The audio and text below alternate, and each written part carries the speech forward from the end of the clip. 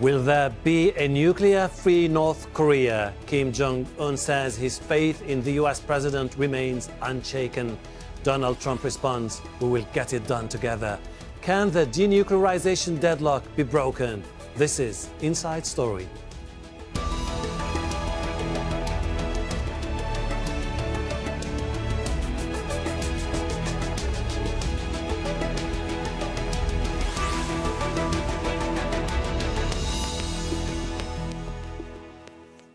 Hello and welcome to the program. I'm Hashem. Ahelbarra. A nuclear-free Korean peninsula before Donald Trump's first term ends in 2021. That's the latest message to South Korean diplomats from North Korea's leader. Kim Jong-un's also hinting at an official end to the Korean War and agreeing to a third summit with South Korea's president later this month. Rob McBride has more from Seoul.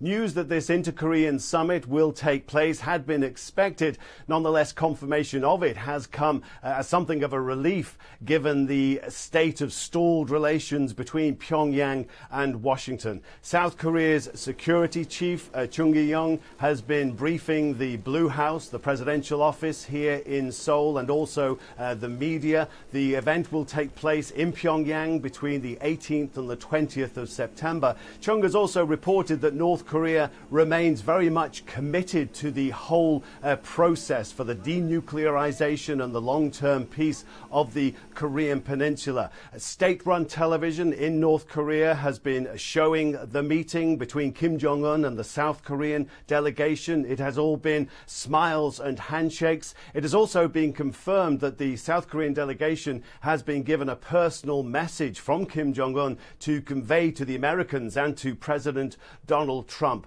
Presumably, this is a message of goodwill, expressing that North Korea is still very much wanting to continue the dialogue of peace, continue the dialogue with Washington. But Chung did also express the view that Kim Jong-un is feeling a sense of frustration, that according to Kim, it has been North Korea that has made a lot of the concessions, such as the dismantling of some of its nuclear testing sites, and that the international community, and for that you can read the United States, has not reciprocated in kind.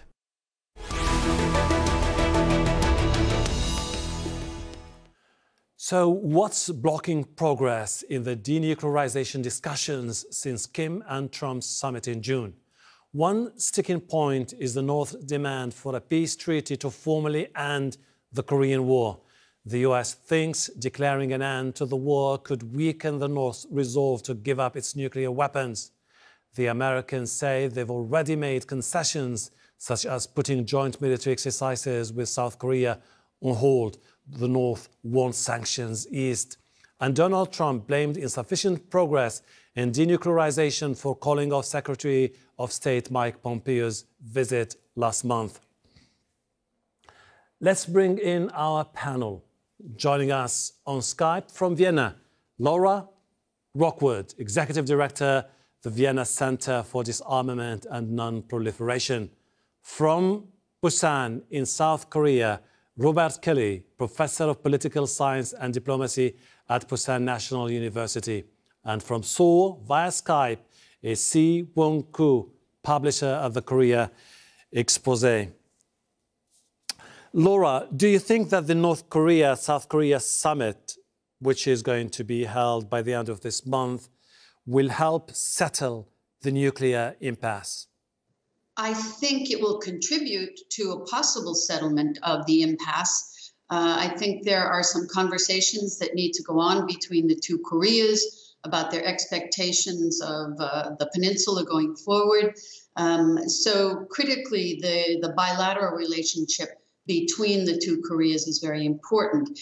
I think this idea of a peace agreement on the peninsula is long overdue and wouldn't be that difficult to achieve, but one would expect that, given that this is something that the North Koreans are very interested in, that the US would want a quid pro quo for it. Mm-hmm. Robert, this is going to be the third summit between North and South Korean leaders. Is there any chance this one would produce some sense of breakthrough, or do you think it's just going to be part of the confidence-building measure that has been going on for quite some time? Well, it will certainly be a part of the confidence-building measures, right? I mean, the more often the two Koreas meet, the more it creates this sense of joint movement on both sides. That's one of the reasons why the South Korean leadership, I think, is pursuing these things. I do think there is a possibility of a breakthrough, but I think it's a small one. Basically, the Americans are not satisfied that the North Koreans have given up much in the last 8 months. The North Koreans think they've given up a lot, and that's basically the impasse. The North Koreans want a peace treaty. The Americans think that's a large concession, and North Korea has not earned it.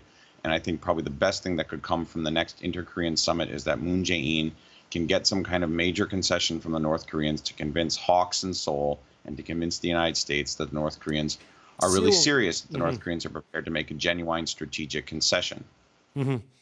Se-Woong, this is the first time, though, that Kim Jong-un says that there's going to be a timeline and that he is somehow confident denuclearization will happen before the end of 2021. That statement on its own could it be seen as something quite significant? Well, certainly if you were to talk to the South Korean government here, they would tell you that this is a very significant statement. In fact, the presidential spokesperson even made a point of having a separate meeting this afternoon to emphasize the fact that Kim Jong-un is actually proposing a very specific timeline, and this is something that we have not seen before.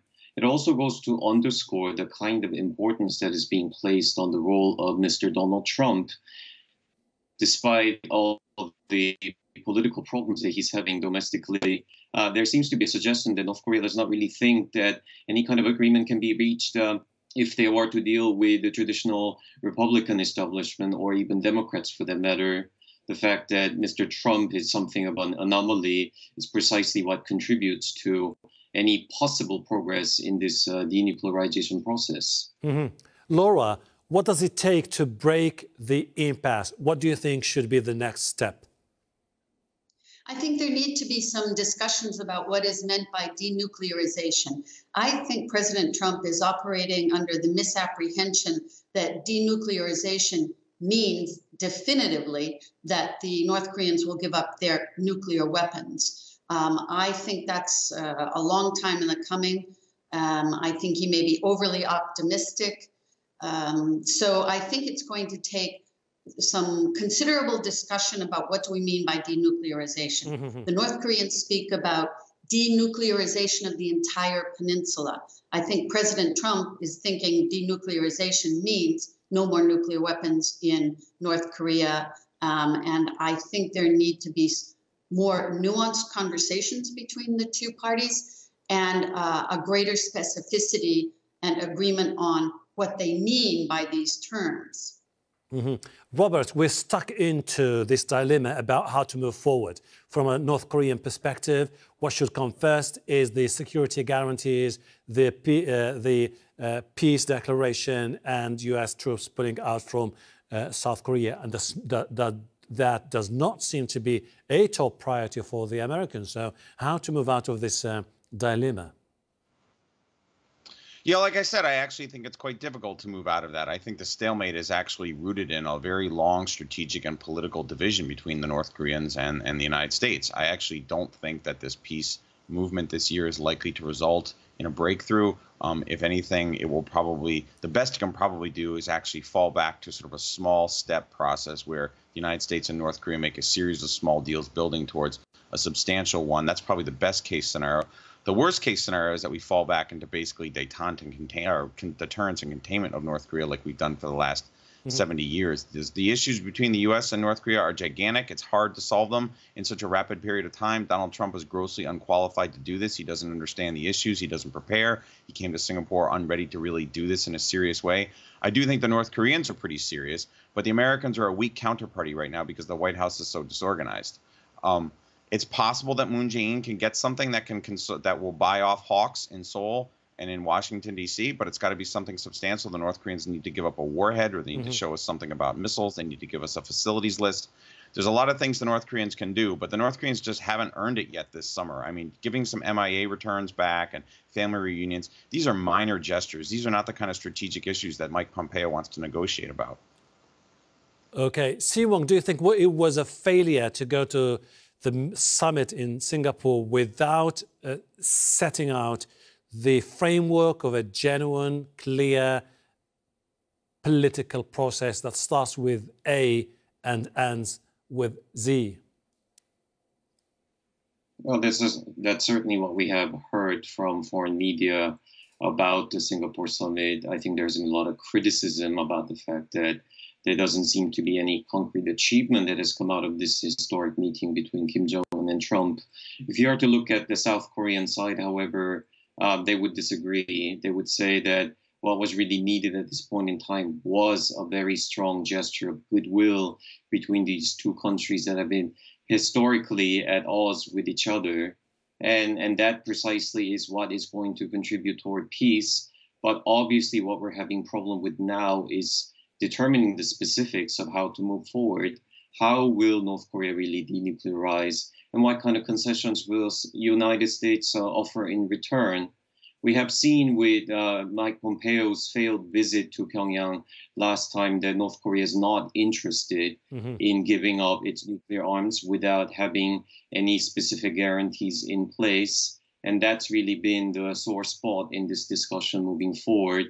And the South Korean government recognizes that the next step is really to make sure that North Korea at least has some concrete gesture in place, namely offering a list of nuclear facilities that could be opened up for inspection by the international community. And that in return, America also needs to offer something in return as well, which is basically the declaration to end the Korean War, and not actually a peace treaty. That is premature to say at this point. But isn't this tricky? Laura, I mean, if you look at every direction, it will bring you back to square one. Trump says that he wants a complete denuclearization that is verifiable and irreversible. But then the question again, how can you implement that? You have to first agree on what are the necessary elements of denuclearization. Will they agree to a moratorium on weapons testing? Will they agree to a moratorium on missile testing, including satellite launching? Will they then agree to dismantlement of their enrichment and reprocessing facilities, or at a minimum to commit not to continue to operate those facilities? There are so many issues that need to be resolved. Now, talking about them is a lot better than where we were a year ago, but make no mistake, these are not easy steps. These are not baby steps. They're this complete, verifiable, irreversible dismantlement. You won't hear the North Koreans using that. So I think what's really important is the verifiable part of it. And that's the unfortunate thing about the so-called destruction of the test site and the missile test sites. You need to have external bodies verifying that, the IAEA or whoever they decide, but you need some external verification, not just assertion on the part of the North Koreans about what they claim to have done.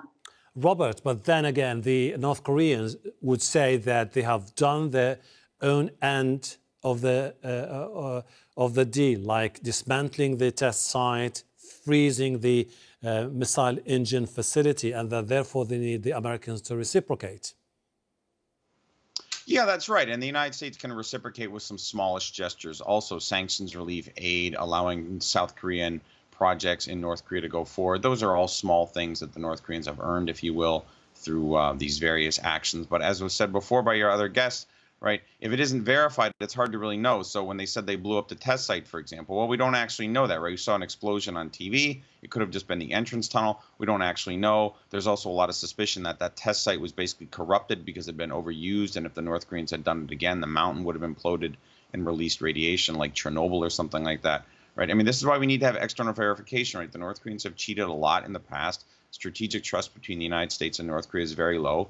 To be fair to the North Koreans, the United States has also cheated on nuclear treaties with rogue states, most obviously with Libya 7 years ago or 10 years ago. right? So there's low strategic trust on both sides, which is why these big grand gestures for sort of denuclearization in exchange for a peace treaty, these large things, they're just not going to happen. What we need to do is kick this back down to the working level and let diplomats start making small steps and build towards something more substantial. This is just not, a big bang approach is just not going to work. And once the American elections hit after the midterms, the Democrats take the House of Representatives and Trump is embroiled in investigations and scandal, all this is going to disappear. In 12 weeks, the Trump administration is not going to be talking about North Korea. Se-Woong, I mean, you've just heard Robert talking about the domestic implications of the deal, what might happen next. Do you think that the South Korean president is taking all those things into consideration? And what would be the options available for him then? Absolutely. I think that's precisely why there has been such a sense of urgency in South Korea in dealing with the North Korean situation. Experts here have been speaking time and again about the importance of ensuring that this process can be completed within a reasonable time period, because once Mr. Trump is losing his political capital, it's really difficult to say what is going to happen. We have seen from the American political establishment that they're very firmly committed to the traditional approach to dealing with North Korea, namely ensuring that sanctions remain very strong, adding to the pressure that is placed on the North Korean economy so that Pyongyang has no choice but to turn and essentially capitulate to the demands made by the international community. But from the South Korean side, there is this understanding that perhaps this is not the approach that has worked in the past, and it's not the approach that's going to work in the future. And this is a very small window of opportunity we're looking at, and it really very much happens to coincide with Mr. Donald Trump's term as president. Laura, against the backdrop of what has been said so far, don't you think that the burden now falls on the South Korean president to try to convince the North Koreans about the need to agree on an agenda for the talks about where to start and where to end? Well, it's a shared burden, but I think Moon is singularly motivated to do that. And I think it's going to take that for this process to move further. My fear, however, is that you have both Kim Jong-un and President Trump thinking this is going to be the solution to all the problems, and they might try to hurry up and get a deal that won't be either complete, verifiable, or irreversible in any respect. And there will be such a rush to get an agreement that you may end up with a deal that's a very bad deal all around from the point of view of security. So I think President Moon is uniquely motivated to make sure that if there is a deal, that it protects South Korea's security interests as well. And the only way he can do that is by getting North Korea to actually negotiate on some of these issues that it's been as rigid about as the United States has been.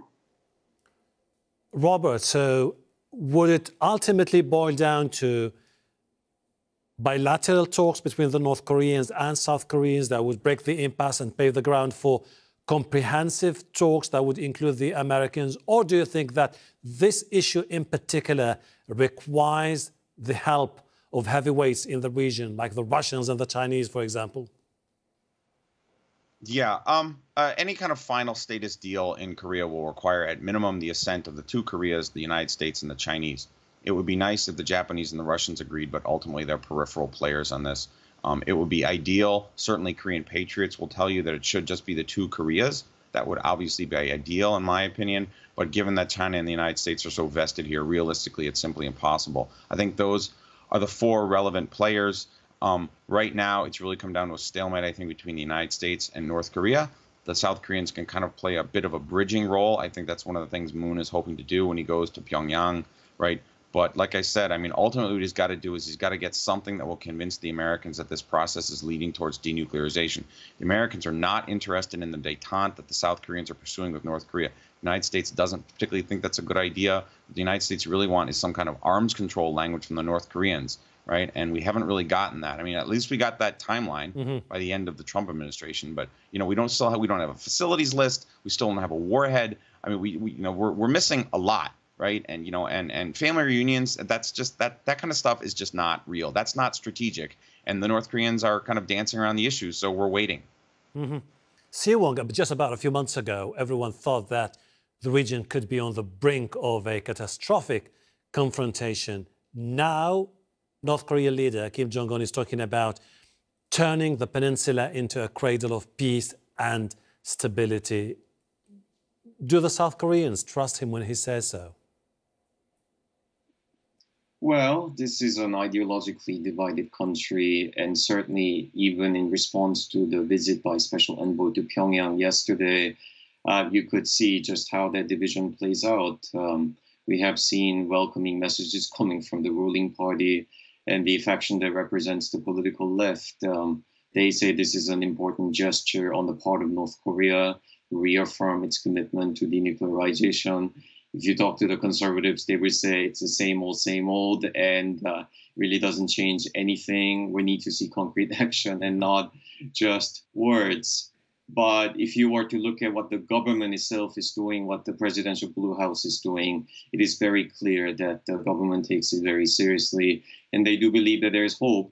And one thing that really needs to be mentioned at this point is the process of denuclearizing North Korea from the perspective of the presidency is not just about this negotiation, but also about opening up North Korea to kind of an economic reform and also nurturing a certain sense of economic dependence on the part of Pyongyang on South Korea, and to have Pyongyang taste the rewards of what it's like to open up and reform and liberalize. And that's where a lot of the attention has been being paid, at least on the part of the government here, but it's certainly not getting a lot of attention outside South Korea. Laura, if talks between North and South Korean leaders collapse, what would it mean for the future of denuclearization? Oh, I think that will be that could be a real bad indication for progress. Having said that, as I mentioned, I think President Trump is so motivated to get a win, especially in light of what Robert referred to, the current chaos in the White House. He's so looking for a win that he might push forward anyway. One could imagine that kind of scenario.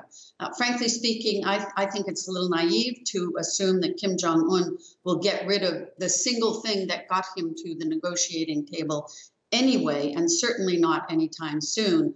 But I think even if the South-North conversation falls apart, I think Trump is going to be, I think he's going to be trying to maintain that personal relationship that he says he has with Kim Jong-un. And he will be pressing for a win because he will need one politically in the United States for him to remain in office. Robert, if you put yourself into the shoes of a North Korean leader, this is someone who should be now reading history books, all the countries before him that started talks with the Americans about dismantling their own programs, be it Iraq or Libya, their leaders were completely abandoned by the Americans. So I think he should, in a way or another, he should be concerned, I could be also ditched by the Americans if I dismantle my weapons. Absolutely. There's a very obvious reason why the North Koreans built nuclear weapons. Saddam Hussein, Milosevic, Gaddafi. Yeah, sure. No, it's a great strategic choice for the North Koreans to build weapons. It's very rational. We don't like it, but it's pretty easy to explain why they have them. And this is also why they're not going to give them up. We shouldn't be talking about complete denuclearization and verifiable CVID. We shouldn't be saying those things. The North Koreans are not going to do that. That creates artificial expectations. Just like 6 months ago when people were talking about the president getting a Nobel Prize, that was just preposterous. None of these things are going to happen, right? At best, we're probably going to get is a freeze where North Korea is right now. Maybe we can get some minor rollbacks. Maybe the North Koreans will give us a couple of warheads. We can cut them up and look at them, right? Maybe they'll blow towards the missiles force or something. Maybe we'll get them back in the IAEA. But these are minimal steps. The North Koreans are just not going to give all this stuff up. The United States is just not a credible partner. The United States, as you said, has sort of welched on deals in the past, most obviously with Libya. I mean, the North Koreans say that to us all the time. You know, if Gaddafi had these things, he'd still be alive. You guys cheated on a deal. That analysis is basically correct. So both sides have huge credibility problems. Those problems are badly worsened by the behavior of the Trump administration. Donald Trump doesn't keep his deals. He's been cheating on his contractors and creditors and everybody else for decades. He's probably going to cheat on the North Koreans too. The North Koreans know that. Very little is going to come of this, and it's certainly not going to come of it in this sort of shotgun marriage speed where everything is taking place in 8 weeks. This whole thing needs to slow down and go to the expert level. We'll have to leave it there. Robert Kelly, Se-Woong Koo, Laura Rockwood, thank you very much indeed. And thank you too for watching. You can see the program again anytime by visiting our website, aljazeera.com. For further discussion, go to our Facebook page. That's facebook.com/AJ Inside Story. You can also join the conversation on Twitter. Our handle is @AJ Inside Story. From me, Hashem Ahelbarra, and the whole team here. Bye for now.